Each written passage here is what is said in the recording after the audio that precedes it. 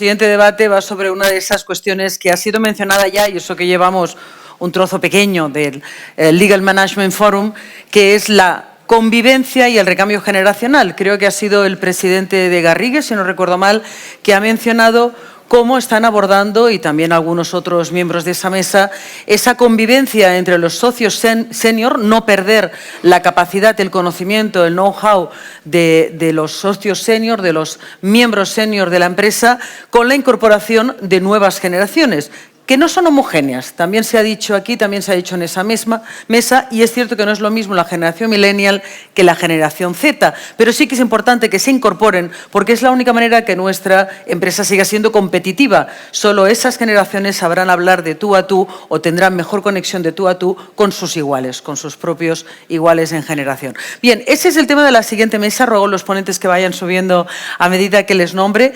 Coloma Armero es profesora de Fusiones y Adquisiciones y de Gobierno Corporativo en el Instituto de Empresa, árbitro de la Corte de Arbitraje de Madrid y consejera independiente de Mutua Madrileña y de CEMEX, además de su labor en el Consejo del Colegio de Abogados de Madrid y de la Fundación Mutua Madrileña y Exit. Anteriormente fue socia de Uría Menéndez. Ruego a todos perdón porque resumir sus currículums es uno de los trabajos más duros de este foro. Alberto Terol es vicepresidente de Indra, consejero coordinador en IAG y consejero delegado de varias empresas familiares, entre otras responsabilidades.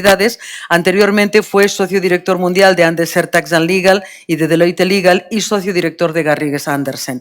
Y el moderador de esta mesa será Fernando Arizas, subdirector general de Mutualidad de la Abogacía, además de director de su Escuela de Pensamiento, profesor de la Universidad Carlos III y la de Barcelona, entre otras responsabilidades. Cuando gusten. Muy bien.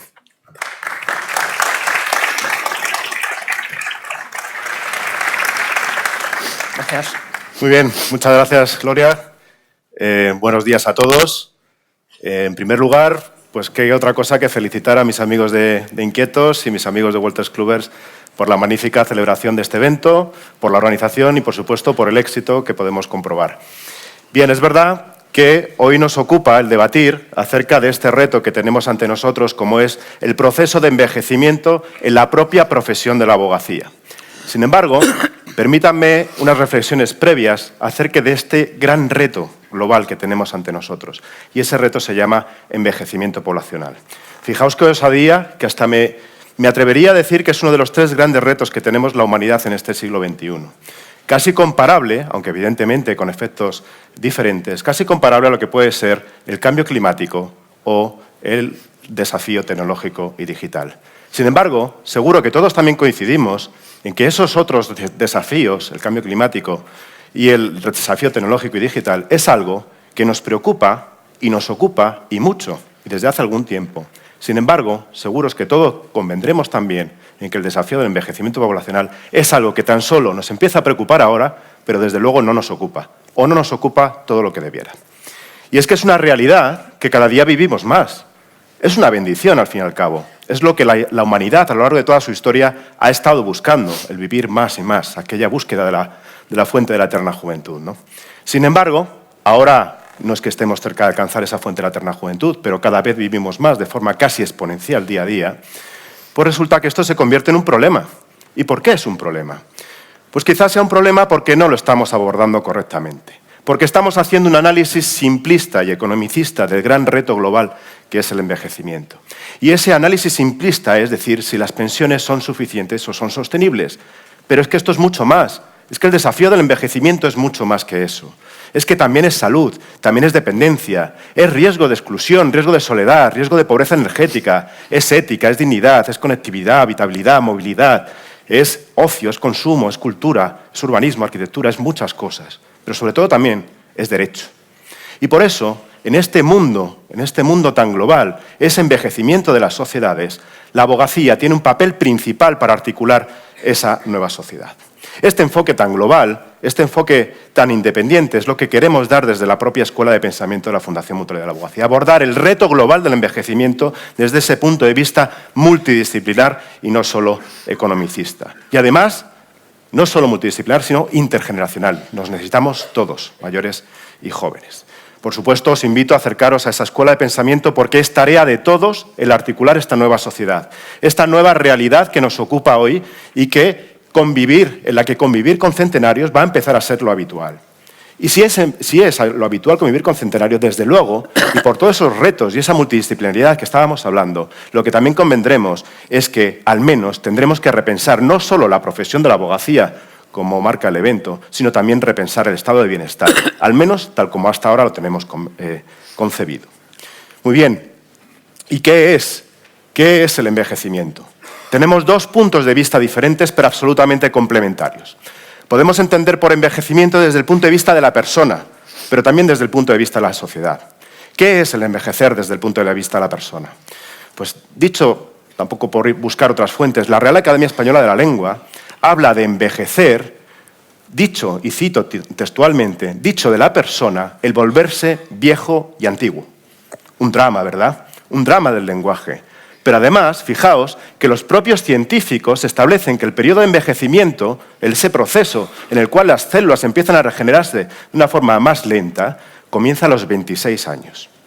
Ahora aunamos las dos disciplinas, la lingüística y la científica. Podríamos concluir que la propia Real Academia Española de la Lengua está concluyendo que desde los 26 años nos estamos volviendo viejos y antiguos. ¿Vale? Lo digo especialmente porque en el propio lenguaje tenemos ya las primeras discriminaciones, connotaciones negativas en el lenguaje, en la literatura, en los medios de comunicación, en toda la sabiduría y la cultura popular, es decir, está en nuestras vidas. Esas connotaciones negativas, especialmente cuando hablamos de la vejez. Y todos convendremos también en que es algo que no debería estar sucediendo. Más si miramos y analizamos en más profundidad, que esto es algo habitual solo en las culturas occidentales. Porque si miramos otras culturas de nuestro entorno, lo que vemos es que esto no ocurre. Y no te digo ya si además miramos antiguas civilizaciones. En todos los casos, la vejez, la ancianidad, era algo venerado. Los mayores eran los que articulaban las familias, los que articulaban la sociedad al fin y al cabo. Y ahí nos viene el otro concepto, diferente al de la persona, lo que es una sociedad envejecida. ¿Y qué es una sociedad envejecida? Pues vamos también a ver qué está pensando la Organización Mundial de la Salud. Está pensando, en el año 2021, proponer que el envejecimiento sea considerado como una enfermedad más, una enfermedad catalogada, conocida y reconocida dentro de su lista CIE-10, que cataloga a más de 10.000 enfermedades. Fijaos lo que digo, una enfermedad. Si es una enfermedad, hay que buscarle cura al envejecimiento.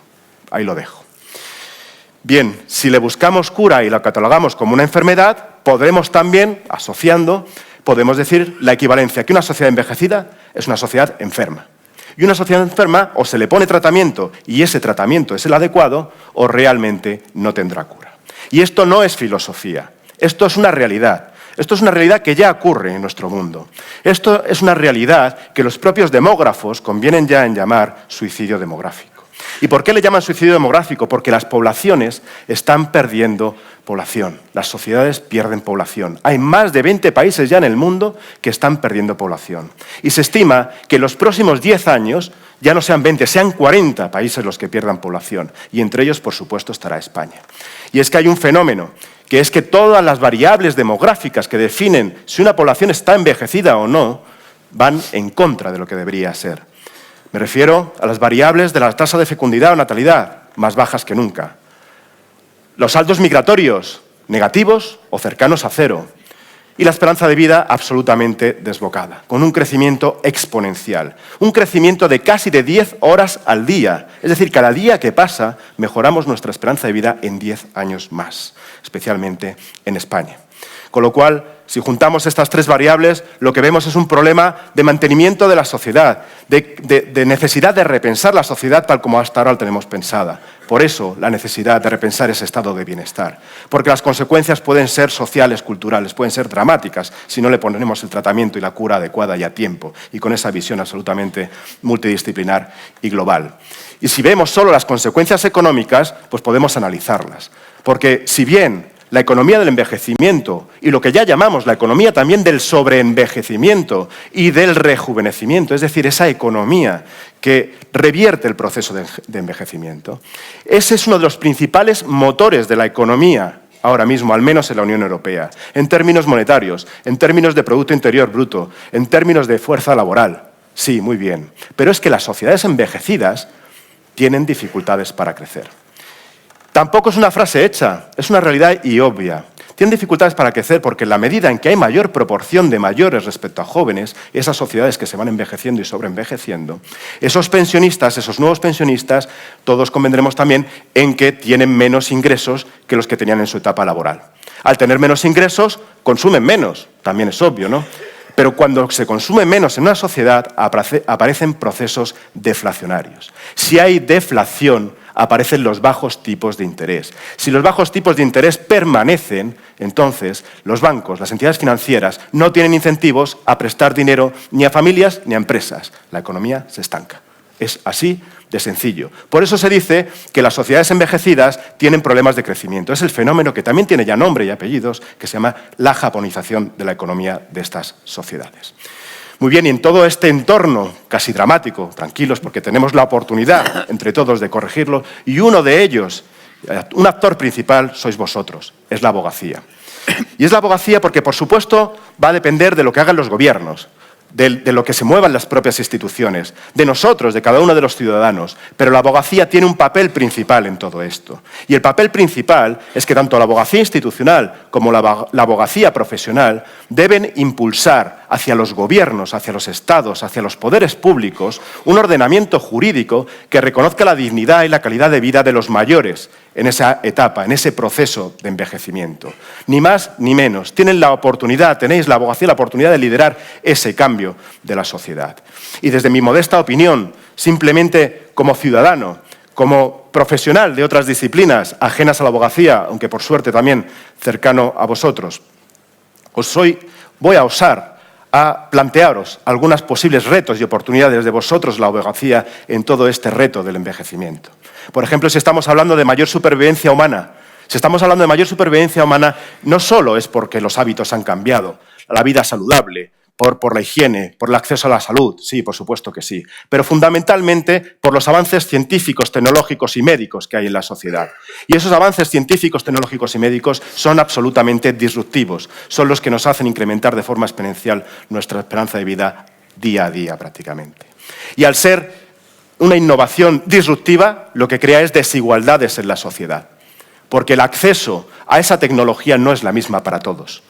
Están siempre las clases más pudientes respecto a las menos pudientes. Y eso es una realidad y es lo que la abogacía también tiene que articular. Además, si esto lo consideramos como progreso, porque al fin y al cabo renunciar a que la tecnología, lo digital, la medicina no es progreso, vale, es progreso, pero ese progreso tiene que ir acompañado siempre de principios y valores. Tened en cuenta que ya estamos hablando no como ciencia ficción, sino como una realidad, de palabras tales como los xenotrasplantes, como la nanotecnología, la crionización, el hombre biónico, el transhumanismo, la inteligencia artificial aplicada a la medicina predictiva, la medicina regenerativa, bueno, y tantas cosas que nos suenan a ciencia ficción, eso ya está ahí. Eso está ya en los laboratorios, cuanto menos, si no en la realidad en algunos casos. Con lo cual, esa sociedad tenemos que articularla desde ya. Hay otro gran drama social, un gran drama social que es la soledad. Es la soledad de las personas mayores, pero entendiendo por soledad no solo el hecho de estar solo, es el hecho de estar socialmente no activo, de no tener un propósito de vida. Y en España hay 2 millones de mayores de 65 años que no tienen un propósito de vida y están solos. Y eso, la abogacía tiene que luchar para que eso no se produzca. Porque además, si hablamos ya en términos numéricos y lo cuantificamos, hay una diferencia de 8 años en términos de esperanza de vida entre quien está solo respecto a quien no lo está. Como decía nuestro querido don Antonio Garrigues en una reunión del Consejo Científico de la Escuela de Pensamiento, decía, no hay derecho a la soledad. Y en España no hay ni una sola ley que regule el que los mayores no estén solos. En otros países ya hay hasta ministerios de la soledad. Hay otro gran tarea, gran oportunidad de la propia abogacía en todo esto, que es el luchar contra los delitos de discriminación, los delitos por odio, los delitos por maltrato, los delitos por abandono contra los mayores. También ese artículo 50 de la Constitución que dice que las pensiones son un derecho, que además esas pensiones tienen que estar actualizadas y ser adecuadas. Eso lo dice la propia Constitución.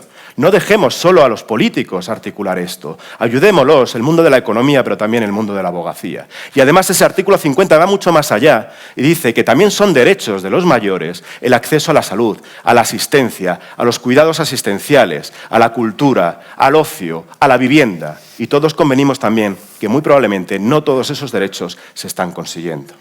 También podríamos hablar de otras oportunidades para la abogacía. Me refiero ahora a la discriminación. La discriminación por razón de edad. Esto existe. Se llama edadismo o discriminación etaria. Y si la abogacía ha sido la bandera de muchas de las causas sociales, muchas de las conquistas sociales, y digo la raza o digo ahora la conquista social que tratamos de conseguir entre todos, pese a todo el recorrido que quede todavía, la bandera de la discriminación por género, ¿por qué no también coger esa bandera a la abogacía de la discriminación por razón de edad, que existe, y todos lo vemos todos los días?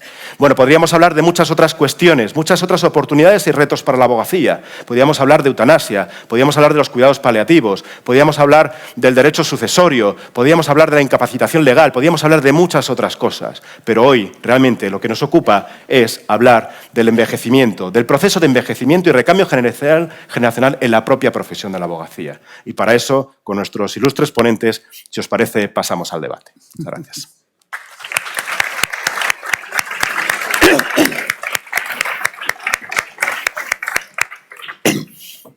Muchas gracias. Voy a coger la chuleta ahora.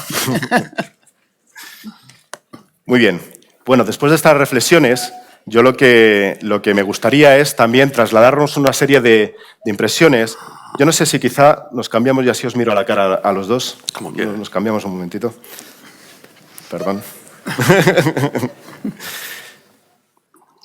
Bueno, después de estas reflexiones, bueno, yo me atrevo, como lo he dicho antes, yo no soy abogado, pero como ciudadano, como profesional de otras disciplinas, bueno, pues yo veo cuál es el comportamiento de la abogacía y reflexiono. Y estas reflexiones son las que os quiero trasladar ahora en cuanto a este asunto del envejecimiento dentro de la propia profesión. Y desde fuera lo que vemos es que hay dos grandes realidades. Dos realidades, una en los despachos grandes y otra en los despachos pequeños. O al menos esa es la visión que se tiene. Los grandes despachos, pues con una serie de asuntos y conquistas pues, diferentes a los que tienen la abogacía de los despachos pequeños. Por tanto, me gustaría conocer vuestra opinión de, en este proceso de envejecimiento, ¿dónde veis las principales diferencias? Hombre, yo creo que es verdad que hay diferencia, primero porque los despachos grandes, y hemos tenido 4 representantes de los principales despachos grandes españoles, ya han hecho la transición, o sea, y la han hecho muy bien. O sea, yo creo que ya hicieron la transición y ya el tema está solucionado o está reglamentado, ¿no? En lo que llamamos despachos pequeños o medianos, yo creo que hay dos tipos. Uno, el de que sigue el fundador vivo, sigue el fundador trabajando, sigue en activo, es una empresa más bien familiar. Y otro tipo de despacho que está ahora, que cada vez hay más, es de socios jóvenes, gente que ha estado en grandes despachos, que ha estado en otros despachos, que ha estado en empresa y que a una edad de 30, 25 o 35 años montan su propio despacho. Yo creo que son muy diferentes. Los despachos grandes yo no creo que tengan ya el problema del traspaso generacional. Yo creo que el que lo tiene en este momento es el despacho en el cual los fundadores ya tienen una edad y siguen en activo. Muy bien. ¿Alberto? Bueno, en primer lugar, muchísimas gracias por invitarme. Bueno, yo no soy una maleducada. No, por favor, no, Dios me libre. Muchas gracias por invitarme y bueno, pues estoy encantado, veo montones de compañeros y amigos en la sala y encantado con Inquietos, Wolters Kluwer, en fin, todos los organizadores. Una protesta formal grave, no sé quién ha sido el orate que nos ha colocado a esta señora y a mí como dinosaurios aquí sentados, ¿no? Para hablar de envejecimiento. Me has dejado deprimido, por cierto, gravemente deprimido. No sé si voy a ser capaz de articular palabra en los próximos 5 minutos. Vamos. Alberto, yo quiero decir lo mismo a mí cuando me llamó Carlos y me dijo, Coloma, quiero que participes en el Legal Management Forum de este año y me hizo muchísima ilusión. Y entonces después le digo, ¿en dónde? ¿En qué? Y dice, sobre el envejecimiento. Aquí con los dinosaurios. Y le dije, me estás llamando vieja. Bueno, no, es tremendo. Pero aquí hay una cosa clara. Soy millennial, lo digo aquí delante de todos. Millennial. Es que estaba yo para compensar de todas formas. Por eso ahora encima dice que él estaba a compensar. Después de soltarnos la que nos ha soltado. No, pero esto es una buena reflexión. reflexión. Nosotros no sabemos nada de viejo, de No, pero esto es- envejecimiento, no sé qué hacemos aquí. Esto es una muy buena reflexión, porque al hilo de lo que hablábamos antes de los estereotipos y demás, al fin y al cabo, lo que también tenemos que ver es que el envejecimiento es tarea de todos. Y más lo que contábamos, pasar ¿no? Que a los todos. científicos dicen que los 26 todos somos viejos, todos estamos volviéndonos antiguos, ya está. La juventud es una enfermedad que se cura con el tiempo, o sea que, bueno. Entonces, vamos allá. Despacho, puesto el dedo en la llaga. A mí me parece que la clave es institucionalizar los despachos, si es que la gente quiere institucionalizarlo. O sea, yo creo que hay muchísima diversidad de despachos en España, y la seguirá habiendo, porque sí, porque al final además uno elige el destino que quiere. Yo quiero ser un despacho pequeño, quiero estar yo solo o sola, o quiero estar con 2 amigos y compartir costes. Y lo que sí hay, y esto yo siempre lo planteo, es estrategias mejores una vez que uno ha decidido competir en un determinado nicho de mercado. Ahí sí que hay estrategias mejores. Pero despacho grande, despacho pequeño, yo creo que la clave es la institucionalización. Si uno quiere crecer, lo que tiene que hacer es lo posible para crecer. Y lo posible para crecer es institucionalizar. ¿Qué significa institucionalizar? Que la institución sea más fuerte, sea más potente, sea más duradera que las personas que fundaron esa institución. Y eso es lo que Coloma decía, que los grandes despachos, yo fui socio director de Garrigues Andersen, pues la verdad es que han hecho muy bien. Uguía lo ha hecho fenomenal, Cuatro Casas lo ha hecho fenomenal, Gómez de Upombo, en fin, no sigo. Se ha hecho muy bien ese proceso de institucionalización en general en España. Y eso ha dado una potencia al despacho más allá de sus fundadores. Ahí está luego el debate de cuándo se tiene que producir la jubilación, que imagino que hablaremos después. Los despachos pequeños. Los despachos pequeños, yo creo que se plantean ese problema, la institucionalización. Y en ocasiones el geronte, los Albertos Teroles del mundo, son más un obstáculo en ocasiones que un elemento positivo a la hora de la institucionalización. Porque yo creo que es verdad esto que decimos, que las personas mayores proporcionan una visión diferente de la vida, dan estabilidad, hemos vivido más crisis que ni sé, demasiadas, hemos aprendido demasiado de las crisis, en fin, hemos vivido muchas cosas, pero somos muy pesados y queremos decirle al mundo cómo tiene que funcionar y cómo tiene que hacer, porque además creemos que entendemos muy bien el mundo, creemos que entendemos fenomenal el mundo, creemos que entendemos muy bien la tecnología, a veces la despreciamos, los procesos y tecnología hemos visto que tienen una importancia enorme. Y sobre todo, pues no estamos demasiado dispuestos a ceder el poder y nos convertimos en algo que es peligrosísimo. El jarrón chino tiene que ir a la vitrina.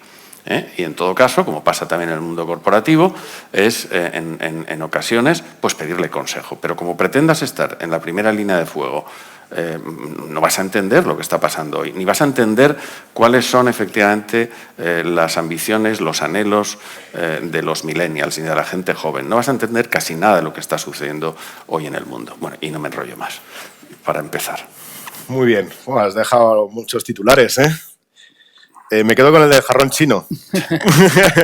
Decía Felipe González. Decía Felipe González, sí. Pero bueno, porque quería apartarse realmente él, ¿no? Pero bueno, en esta transición, lo que estamos viendo también es que no sabemos hasta qué punto esa persona que llega a determinada edad es realmente un jarrón chino o es que tampoco le damos la oportunidad de reciclarse, de adaptarse, de aprender esas nuevas tecnologías, de aprender todo lo referente al Legal Tech y que no quede fuera de juego. Es una reflexión que me hago porque también esto salió en un bootcamp reciente que organizamos con la Mutualidad de la Abogacía con un grupito de 50 jóvenes abogados y nos decían que querían recibir el mentoring de los mayores, de los grandes profesionales de la abogacía. Eso era una demanda de los jóvenes.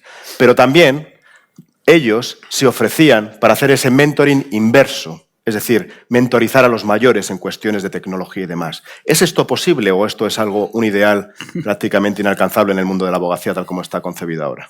Yo no sé, vamos a ver, el tema de tecnología. O sea, yo lo te digo clarísimamente, yo no soy tecnológica, soy analógica. Y a mí me cuesta. ¿Y por qué me cuesta? Lo he intentado y lo seguiré intentando hasta...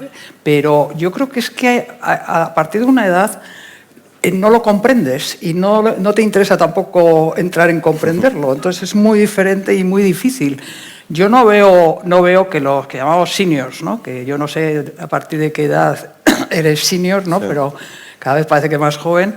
Pero yo no sé, el senior y la tecnología, a mí cuando veo a una persona ya mayor, ¿no? Que está enganchada en la tecnología, me parece raro también, ¿no? La persona, ¿no? y entonces yo no veo, creo que al hacer el esfuerzo de nosotros competir con el joven en tecnología, no le veo sentido. Sinceramente, creo que cada uno tenemos una función y que nosotros podemos enseñar mucho a los jóvenes y ellos pueden cumplir toda esa parte tecnológica, ¿no? Que parece ser que es más sencilla que la parte que yo entiendo que es la abogacía, ¿no? Entonces creo que sí podemos ser bastante complementarios, pero no hacer lo mismo, ¿sabes? Creo que cada uno tenemos una función en lo que Efectivamente, es... competir con un nativo digital... Es que no tiene sentido. Ni los mayores ni los de mediana edad. Eso es absolutamente... Sí, yo al hilo de lo que dices, Coloma, yo he tenido bastante experiencia de dirigir cosas más grandes, más pequeñas, para mi desgracia y los que me han sufrido. Pero, por ejemplo, con todo este tema de qué haces con las personas senior, es muy difícil. ¿Por qué? Bueno, se produce un fenómeno que los anglosajones muchas veces llaman los HUNCs, los High Units No Clients, la gente que ha tenido una posición de dirección, que ha sido el alma de aquello y quiere permanecer, no cede el testigo y se encuentra en una posición con muchas unidades de participación, si es que es un sistema de unidades, una participación muy grande en el despacho, pocos clientes y es una función clara. El resto de la gente le empieza a mirar diciendo, bueno, ¿cuál es la contribución de esta persona? Tiene una contribución, pero es distinta. No está haciendo la operación de Money hasta las 3 de la mañana, gorda, tal que están haciendo los y las abogadas de 40 años, de 40 y tantos años, de 50 años. No estás ahí. Y no es fácil, es decir, yo muchas veces he propuesto que hacer un sistema de compensación que siga en un partnership una curva de Gauss que se trunca al final. ¿A qué me refiero? Pues el socio junior recibe una compensación que va aumentando en función de su seniority, de su contribución al despacho, sostenida al despacho, alcanza más o menos una cima y tiene que aceptar, por más santón que haya sido, que a partir de un determinado momento su contribución disminuye, que son las personas que están dando pedales y contribuyendo de verdad al crecimiento de la rentabilidad de la firma las que tienen que tener las mayores compensaciones y las mayores responsabilidades y que su papel es otro. Eso a mí, la experiencia me dice que los seres humanos lo aceptamos mal, que en teoría, cuando vemos el modelo decimos, sí, me apunto a ello, es fantástico, a partir de tal edad yo voy a disminuir mi compensación, mi contribución es diferente, voy a ser geronte, efectivamente, voy a dar un consejo, voy a tal, voy a cual. No es fácil, la gente se quiere quedar y se quiere quedar y se quiere quedar en el poder. Esa es la realidad. Entonces, es muy difícil, es muy, muy difícil este asunto. Es un reto formidable.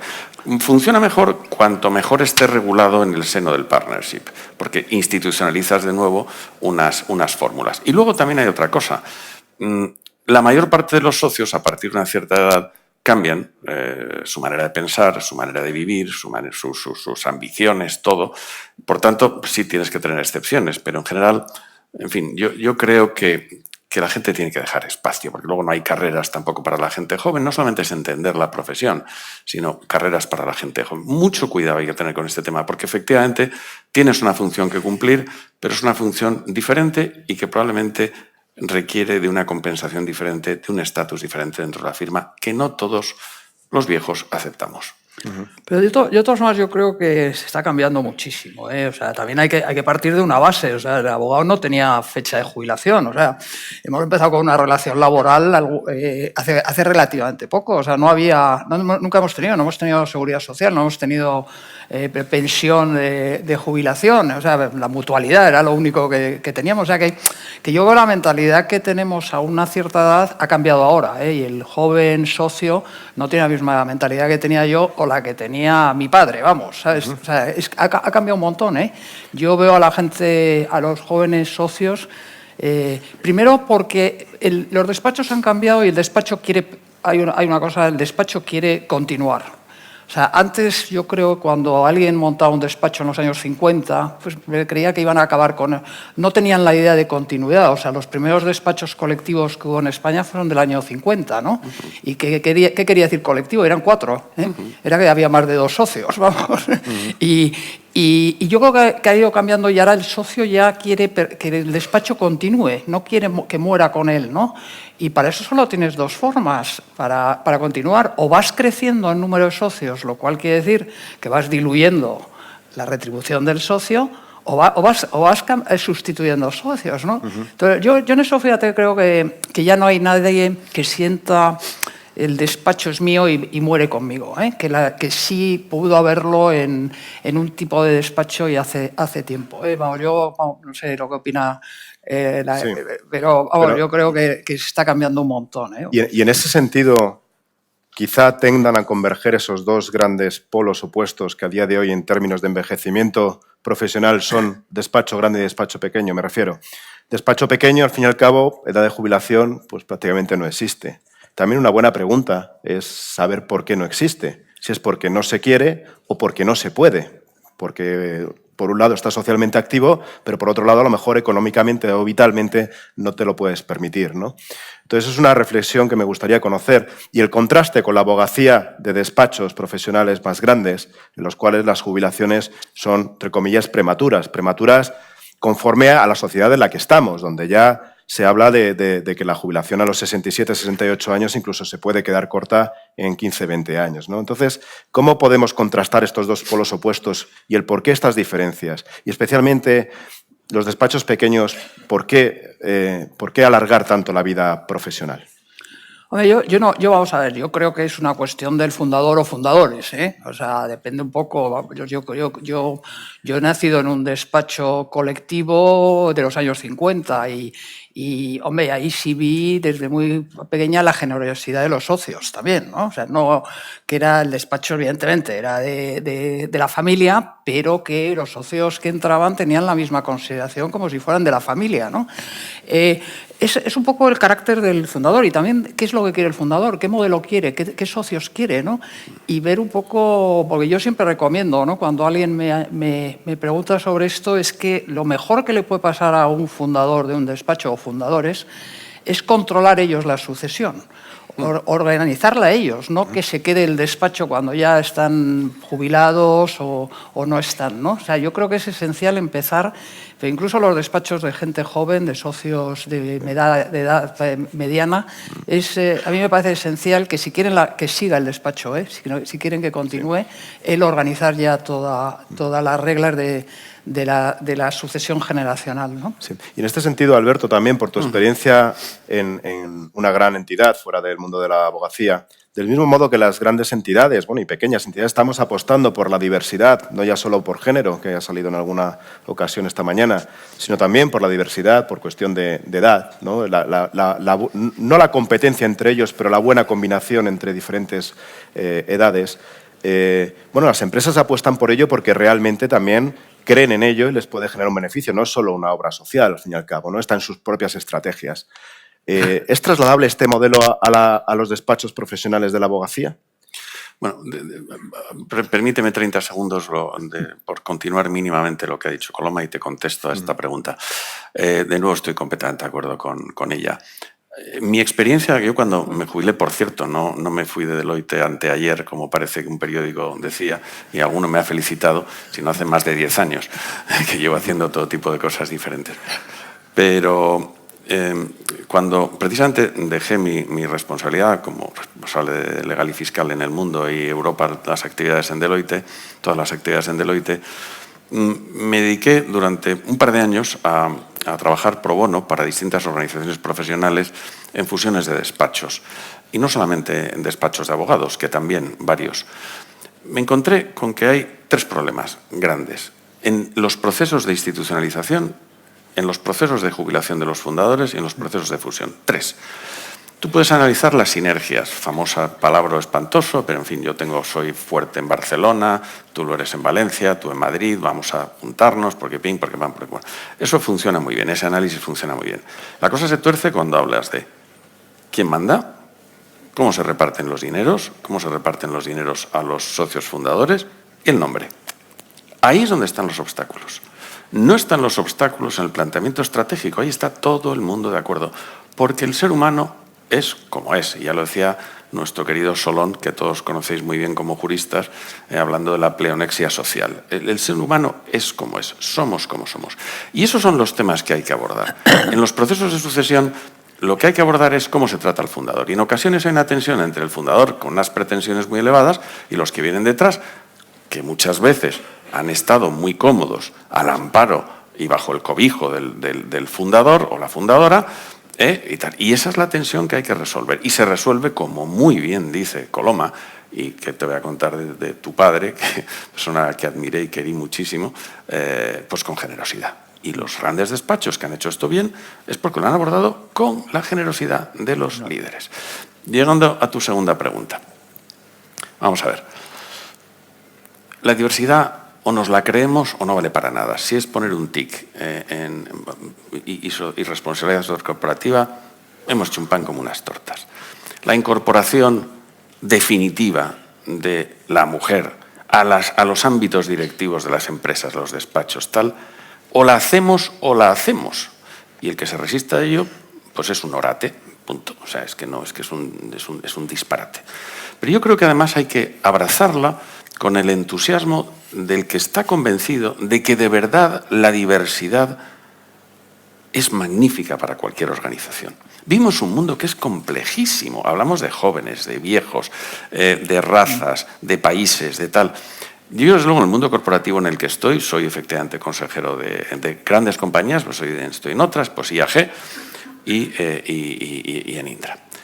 Vamos a ver, yo estoy absolutamente convencido de que si queremos tener un punto de vista sobre hacia dónde va el mundo, si juntamos a números 1, pero todos cortados por el mismo patrón, no lo vamos a entender y no lo vamos a saber manejar.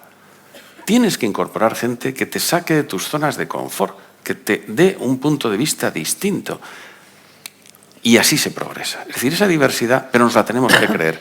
Hay quien decía, por ejemplo, cuando el Business Roundtable, el 19 de agosto este verano, que me pareció magnífico, hace su declaración en la línea de decir los consejos de administración y las compañías tienen que fijarse en muchas más cosas que no son solamente la creación de valor para el accionista, y hace un statement de 2 o 3 páginas que es soberbio.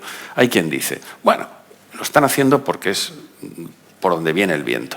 No, señor, están cambiando mucho las cosas y genuinamente hay muchas personas en niveles de responsabilidad que abrazan con verdadero entusiasmo este asunto de la diversidad porque nos enriquece. Y en los despachos de abogados igual, no es distinto. O sea, creemos realmente en los despachos de la abogacía la diversidad también por razón de edad, ¿no? Bueno, a veces cualquier cree lo que cree, pero yo creo en ello, vamos. Si estamos hablando de que somos complementarios, mayores y jóvenes son complementarios, pues en teoría sí que habría ese modelo, ¿no? Del mismo modo que yo, y vuelvo a repetir, un poco como desde lejos de lo que es la propia abogacía, veo como algo extraño que en el Parlamento, en los diputados, aproximadamente, me parece que son 10 personas mayores de 65 años, 10 diputados mayores de 65 de los 350, es decir, solo está representado el 20% de la población representado por el 3% de los diputados. Creo que eso no es una representación adecuada. Quizá pueda pasar lo mismo en la abogacía. Si la abogacía es la representación de toda la ciudadanía, al fin y al cabo, y la defensa de sus derechos, también quizá debería estar representado todo eso. Yo he de decirte que jamás me he sentido excluido, al revés. Soy viejísimo y, sin embargo, pues me siguen llamando pues para que... Nos vas a tener que decir tu edad ya, porque 64. Viejísimo. Pero me siguen llamando para pedirme mis puntos de vista sobre cosas. Y creo que tengo la misma pasión y la misma vitalidad que hace pues 30 años. Pero bueno, hay de todo. Yo creo que hay jóvenes que son viejos, en fin, es que hay de todo, no sé. Yo creo que sí que tiene que haber una diversidad. Lo que pasa es que estamos aquí hablando de 2 cosas diferentes. Una es que un abogado senior continúe en el despacho y otra es que sea socio. O sea, yo creo que es completamente diferente. Vamos a ver, que sea socio puede quedarse toda la vida, pero entonces habrá que crecer porque la gente joven hoy cada vez... Esto que hemos estado hablando antes del talento, todo, lo que quieren es saber, oye, ¿cuándo voy a ser socio? ¿Qué carrera, qué tengo que hacer para llegar arriba? ¿No? O sea, eso está clarísimo. Si tú no vas liberando, va a ser muy difícil que vayas pudiendo incorporar socios. Luego el talento te va a ser más difícil captarlo si de las universidades y en todas las escuelas saben que tienes un tapón, en la pirámide del despacho. pero no quiere decir que se tengan que ir. O sea, una cosa es que te liberen puntos Sí, en la pero sociedad. es la pescadilla que se muerde la cola, porque Alberto también se refería a que esos grandes socios también se niegan a ocupar otro tipo de Sí, perfiles. pero bueno, ¿no? que yo creo que pueden quedarse haciendo muchas más cosas. Hay un mundo detrás de ser socio en un despacho. Y un abogado senior puede hacer muchísimas cosas en un despacho. De entrada, vamos a ver, yo he aprendido lo que llamamos lex artis. Yo lo he aprendido de mis mayores, no lo he aprendido en los libros, ni en la Universidad Complutense, o sea, yo lo he aprendido, ese saber hacer, ese trato al cliente, esa tecnología humana, ¿no?, que llamo yo, ¿no? Y eso no se aprende en la universidad, ¿eh? Y eso sí te lo pueden enseñar los mayores. Y pueden hacer muchísimo por los jóvenes, y lo que no tiene sentido es la ruptura total. O sea, hay gente que sí, que se va ahí fuera, y se va porque quiere irse a otra vida totalmente diferente, ¿no? Pero el abogado es muy difícil que decida cambiar de vida. Yo conozco a muy pocos abogados que de repente han dicho borrón y cuenta nueva, ya no quiero volver a ver el Código Civil. Me conozco muy pocos. Me parece que digo, es una cosa adictiva el tema de ser abogado. Tenemos unas parafilias. Adelante. Muy bien. No, por ir concluyendo, me gustaría tener una reflexión vuestra acerca de si realmente este reto global del envejecimiento puede abordarlo la abogacía profesional. Es decir, ¿qué valores diferenciales creéis que en estas reflexiones que hablábamos al principio de esta mesa puede aportar la abogacía? O sea, ¿cómo aterrizamos esto? ¿Cómo lo concretamos? ¿En el envejecimiento de la población? Sí, el envejecimiento de la población, todos los retos que hablábamos, pues de lo que puede hacer en la igualdad, en las desigualdades, la no discriminación, en articular toda esta sociedad, que no se vea solo como algo de la abogacía institucional o de la clase política o de los gobiernos, sino en el día a día de la propia vamos profesión. A ver, yo creo que he empezado dando ejemplo en los propios despachos, ¿sabes? Pero despachos pequeños, grandes, medianos, todos. Yo creo que esa es la primera parte, ¿no? O sea, otra cosa es después ya colaborar con las instituciones en todo lo que sean reformas o proyectos legislativos. Pero yo creo que lo primero que hay que ver es decir que los propios despachos valoren a sus mayores y les den una cabida dentro del despacho, una cabida o en la universidad. Hay tantos sitios, ¿no?, donde un senior puede seguir teniendo una vida pero muy gratificante, muy gratificante. O sea, no sé si es en un consejo de administración, como fui yo, o en otros sitios, pero que los despachos pueden ayudar muchísimo a esa segunda vida y después, por ejemplo, siempre que no corten con ellos. ¿Sabes? Que haya... A mí, por ejemplo, me gustan muchísimo los despachos que tienen consejos asesores, ¿no? Que no es el consejo, la junta directiva o el consejo de administración o el comité de dirección, sino que es un consejo de mayores, ¿no? De un senado, ¿no? Y ahí sí tienen una cabida muy grande esos socios, ¿sabes?, que ya no quieren estar haciendo un M&A, como decía Alberto, a las 6 de la mañana, porque ni pintan nada. O sea, primero el cliente ya es mucho más joven, ¿no? No pintas nada ahí sentado en una sesión con el contrato, ¿no? Pero sí puedes aportar mucho al despacho, ¿no? Y yo creo que dar ejemplo a mí me parecería una forma muy buena de cooperar. Sí, hay dos cosas. A mí me parece que, por ejemplo, en tu intervención, o sea, yo creo que si la abogacía se plantea cuál es su papel al cambiar el mundo, a mí eso me da mucho miedo. O sea, siempre que el personal quiere cambiar el mundo, yo me echo para atrás. Porque creo que tenemos que cambiar lo que está cerca de nosotros. Y a partir de ahí, si todos cambiamos lo que está cerca de nosotros, pues probablemente iremos avanzando. Y entonces vuelvo a estar de acuerdo con mi querida amiga Pero no habíamos Coloma hablado antes. al respecto. Tú y yo vamos a estar siempre de acuerdo, ¿no? Siempre, toda la vida. Entonces, y lo que es verdad es que al hilo de lo que dices, yo creo que estamos ante una nueva era que va a exigir, y creo que ya lo está exigiendo, algo que los abogados senior sí podemos ofrecer. Y esto va a pasar en todas las profesiones, yo creo. Yo sí que vivo muy cerca del mundo tecnológico, estoy en una compañía tecnológica y a mi pesar me he tenido que convertir en digital, a mi pesar, pero ahí estoy. Entonces, ¿qué es lo que está pasando? Si tú miras la medicina hoy, pero la abogacía es lo mismo y todas estas cosas que nos han contado en las últimas horas, Es decir, los médicos, cuando hablas con ellos y tienes el proyecto este de IBM brutal en Estados Unidos de captación de datos para el diagnóstico y para la aplicación de terapias, que está acumulando un conocimiento bárbaro que va a permitir a un médico de pueblo hacer un diagnóstico sencillo, relativamente rápido, mucho mejor, con unos medios formidables. ¿Qué va a requerir?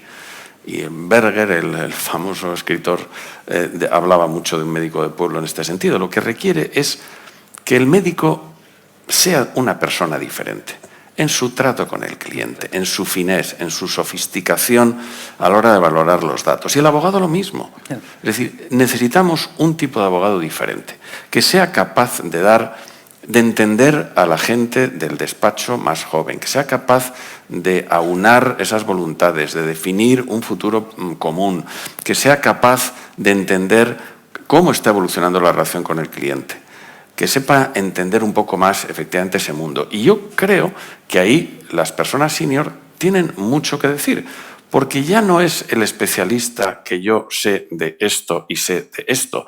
Si tengo unas máquinas, si tengo machine learning, si tengo un montón de medios a mi disposición que me permiten contar con una vastísima información, lo que necesito es criterio, lo que necesito es sentido común, lo que necesito es seniority. Y eso requiere un tipo de abogacía que yo creo que está ahí y va a más, con un grado de sofisticación que yo creo que pueden aportar las personas seniors. Y volvemos al comienzo, diversidad, diversidad, diversidad. Muy bien. Más una reflexión sobre todo lo que decís. Creo sinceramente que la abogacía es un claro ejemplo del envejecimiento activo y que puede exportarlo al resto de la sociedad sin ninguna duda. Muy bien, pues llegamos al final del debate. Muchas gracias, Alberto. Gracias. Muchas gracias, Coloma. Muchas gracias. Un aplauso.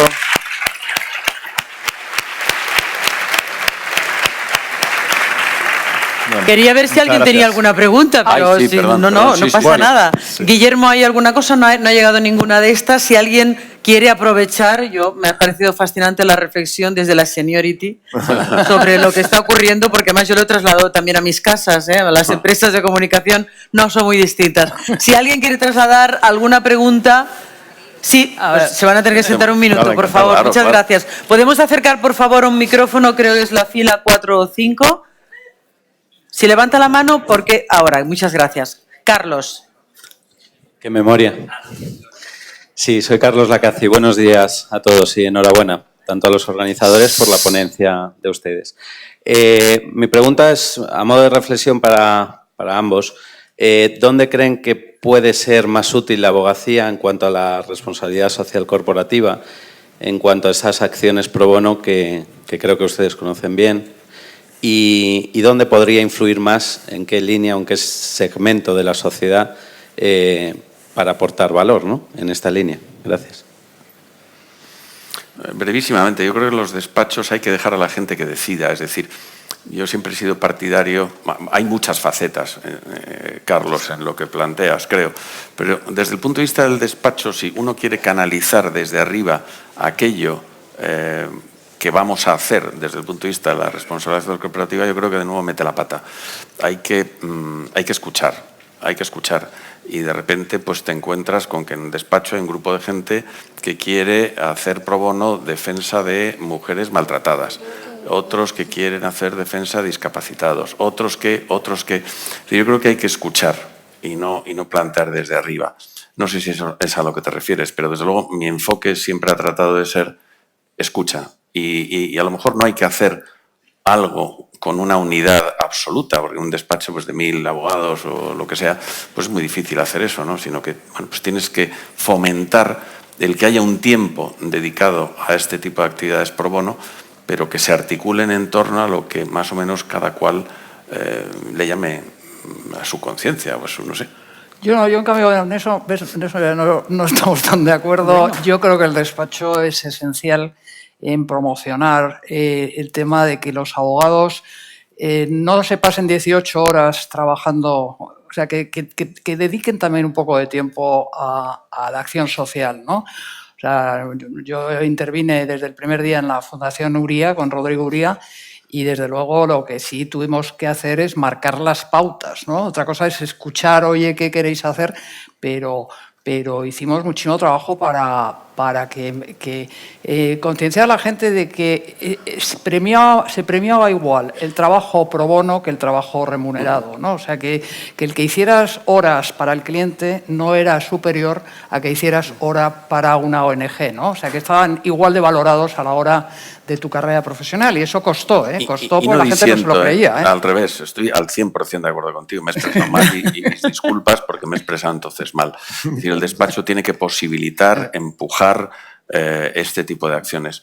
Pero mi punto de vista es que uno tiene que, de nuevo, abrazar una cierta diversidad. No puedes decir, el despacho exige que las acciones pro bono vayan en esta dirección. Yo creo que eso es un error. ¿Hay alguna otra pregunta, alguna otra cuestión? Aprovecharía para recordarles que esta 6ª edición del Legal Management Forum está apadrinando esa iniciativa de la Fundación CRIS, que encontrarán en cualquier link, tanto de Wolters Kluwer, de Inquietos, como de la propia Legal Management, que nuestro objetivo, aparte de donar un 10% del importe de las entradas a esa fundación, es llegar a los 15.000 euros, y van por 4.000 y pico cuando hemos empezado, y que es un buen momento para recordarlo, francamente. Muchísimas gracias a los tres por esta mesa. Gracias.